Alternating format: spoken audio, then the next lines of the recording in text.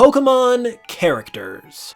A lot of the time, they unfortunately take a back seat to the Pokémon themselves, but truth be told, the characters in Pokémon games are basically just as cool as the Pokémon themselves. And that is why in today's video, we're going to be looking at 10 secrets about Pokémon character designs that you haven't noticed, or probably haven't noticed. I've got some really cool stuff to cover today, so kick back, relax, and enjoy the show, and with that said, let's get to it.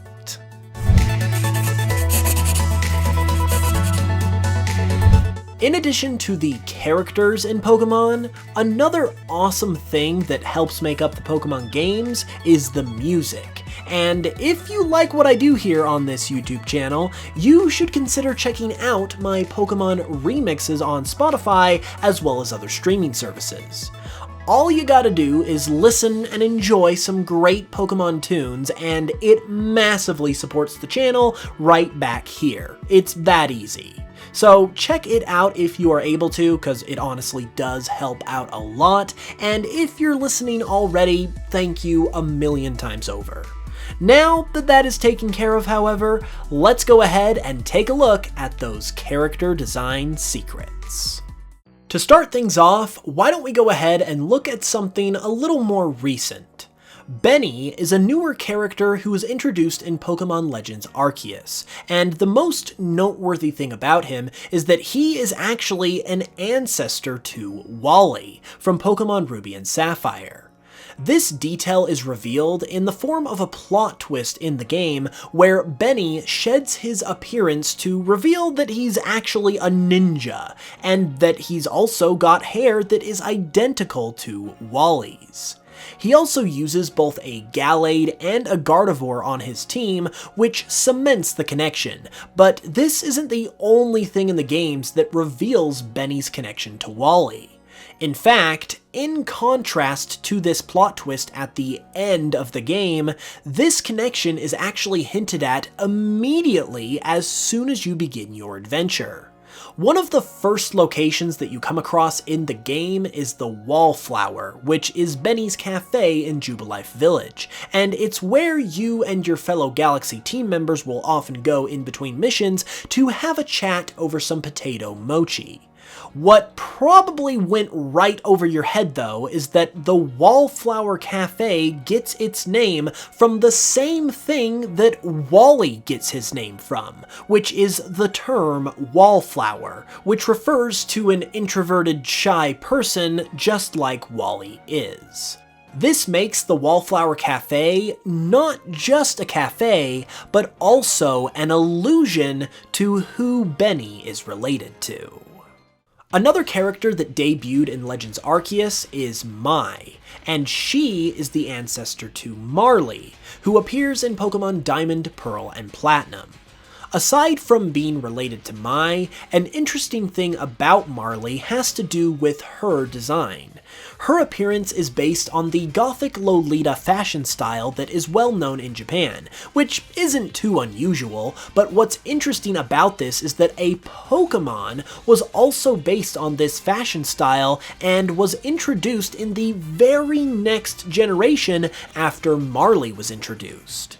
The Pokemon in question would be the Gothita family, who were introduced in Gen 5, with Marley being introduced in Gen 4. This could just be a coincidence, but given the timing of when Marley and the Gothita family were introduced, and the fact that Marley's outfit in particular is entirely black and white, which were the very names of the Gen 5 games, it is at least worth posing the question of whether there once could have been a connection between Marley and the Gothita family. Were they possibly supposed to debut in the same games, maybe before Gothita was held back from Diamond and Pearl, or it was possibly decided that Marley's character would be used in Diamond and Pearl instead of Black and White? Given that they would be a perfect Pokemon character matchup, and also debuted in subsequent generations, it's a curious situation to say the least, but you guys are gonna have to let me know if there is actually anything to this in the comments below. Speaking of Pokemon Black and White, one of the characters we are introduced to in these games is Grimsley. Grimsley is a member of Univa's Elite Four, and his theme as a character is all about gambling. While cool, this is actually extremely ironic at the same time, since Pokemon Black and White were also the games where Game Freak stopped including the game corners in the games due to stricter regulations surrounding gambling elements in video games. The exclusion of the game corners was, and still is, an extremely sad part of Pokemon's history.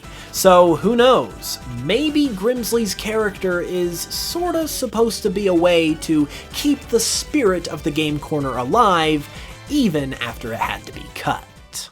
There is more to the characters of Univa's Elite Four than just this, however.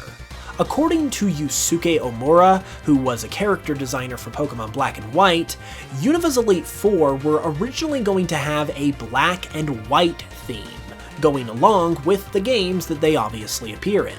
According to Omura, Grimsley and Chantal were originally going to have black colored outfits and designs, while Marshall and Caitlin were originally going to be wearing all white.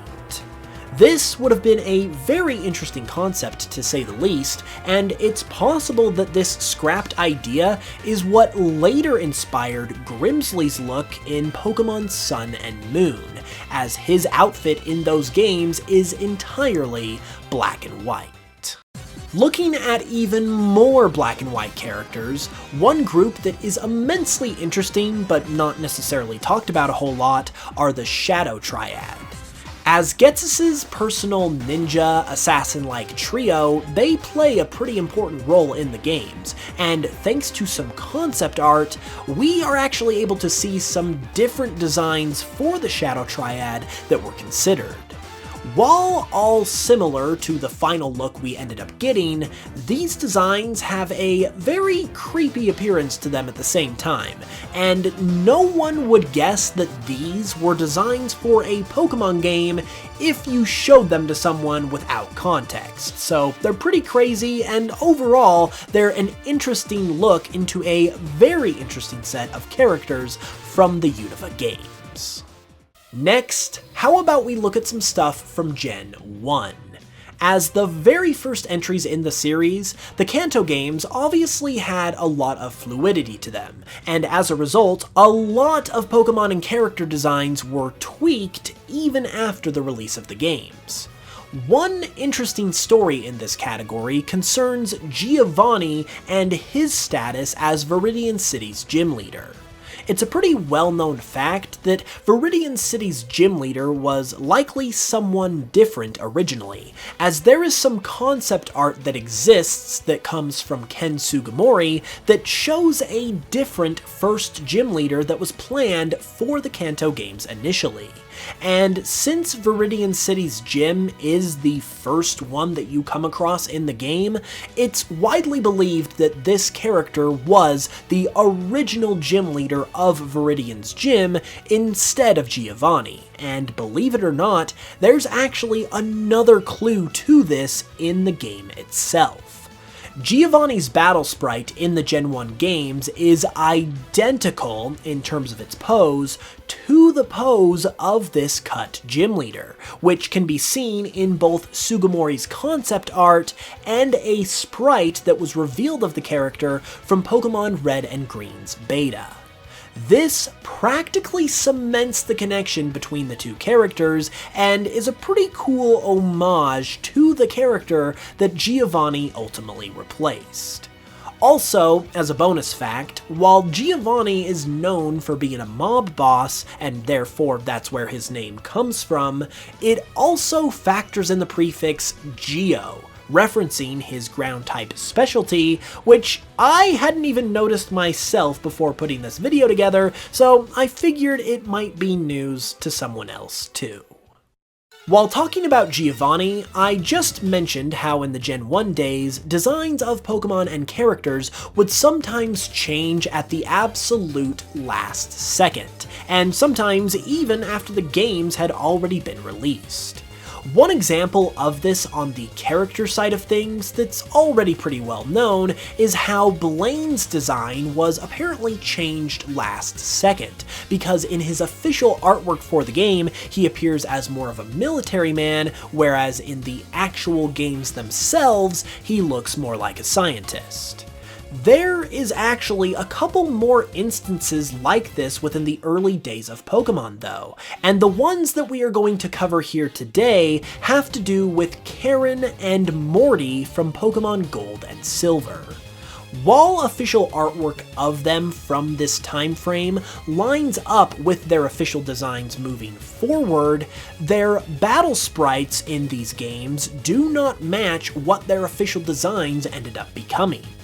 Karen has a different color of hair, and it's not just the limitations of the Game Boy that have something to do with this, as we can see Claire, a gym leader in the same games, with blue hair like Karen is also supposed to have. So she seemingly had white or blonde hair in an earlier iteration of her design that was seemingly changed late into development. Meanwhile, the same is also true with Morty, as his battle sprite shows him in a different outfit to what his official design at the time actually depicted, once again indicating a change to his design that occurred at a fairly late point in development. While characters in Pokemon can have their designs changed, however, it doesn't always happen at the last second. Sometimes these redesigns come in the form of overhauls that are created specifically for remakes or other new games in general. And an example of this particular type of situation is none other than Professor Burnette. While she is a character that was introduced in Pokemon Sun and Moon, she wasn't a new character at that time, as she had previously been seen in the Pokemon Dream Radar spin-off game from a couple generations earlier. Her design in Sun and Moon, compared to Dream Radar, is pretty different, but if you look closely, you can actually see her jumpsuit that she's wearing in Dream Radar tied around her waist in her new Sun and Moon design, which is a nice, subtle connection to her origins as a character. Circling back around to Gold and Silver though, one of the returning characters in these games that came from the original Kanto games is, of course, Red, who you meet at the top of Mount Silver for an epic final battle. While Red existed in Pokemon Red and Blue, however, he wasn't canonically known as Red at this time, since he was just the player character, and the player could obviously give him any name they wanted to. It wasn't until his appearance in Gold and Silver where he was officially given the name Red, but before Game Freak decided to name him Red, they originally had planned to name him Satoshi instead, which is not only the same name as his counterpart, Ash Ketchum, in Japan, but it's also the name of the creator of Pokemon himself, Satoshi Tajiri.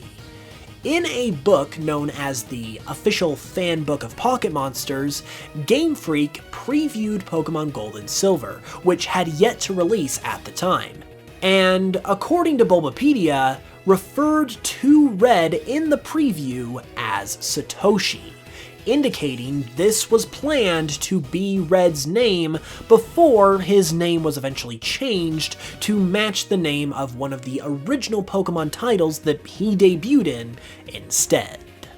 Next up is probably the most interesting tidbit of this entire video, and it has to do with good old Professor Oak.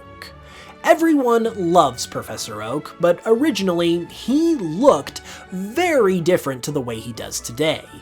Over the past few years, as you may be aware of, there have been many leaks of beta material from various Pokemon games that have found their way to the internet, and the Gen 1 games have been no exception to this.